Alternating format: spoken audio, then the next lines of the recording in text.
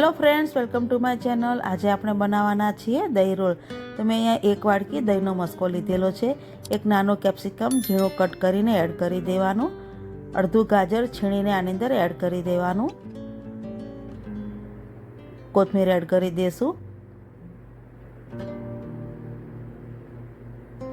1 ચમચી આદુ મરચાં એડ કરી દેશું અને મેં અહીંયા તીખા મરચાં લીધેલા છે। અડધી ચમચી ગરમ મસાલો એડ કરી દેવાનો। સ્વાદ મુજબ મીઠું એડ કરી દેશું। 2 ચમચી બ્રેડ ક્રમ્સ એડ કરી દેશું।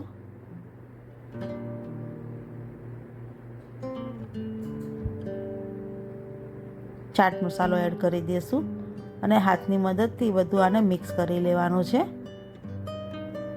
એકદમ સારી રીતે મિક્સ કરી લેવાનું।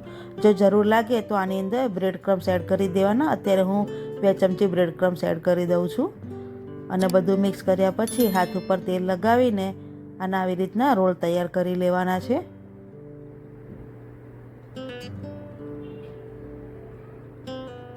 તો અહીંયા બધા રોલ આવી રીતે તૈયાર કરી લેશું।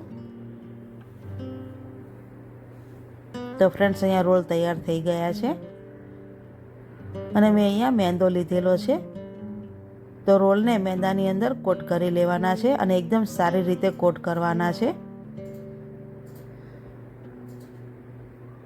આવી રીતના કોટ કરી લેશું। તો મેં અહીંયા બધા જ રોલ કોટ કરી લીધા છે અને તેલ પણ ગરમ થઈ ગયું છે। તેલને એકદમ પહેલાં ગરમ કરી લેવાનું અને ગેસની ફ્લેમ સ્લો ટુ મીડિયમ રાખવાની છે।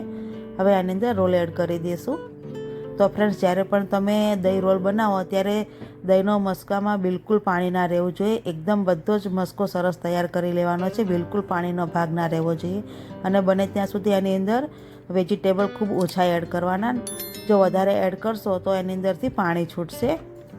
હવે આની અંદર જે દહીં રોલ તમે એડ કરો તેલમાં, ત્યારે તરત જ જારો એડ નથી કરવાનો। થોડીક વાર રહીને પછી જ જારો એડ કરવાનો અને સ્લો ટુ મીડિયમ ગેસે રોલને સરસ આવી રીતના ગોલ્ડન કલરના તળી લેશું।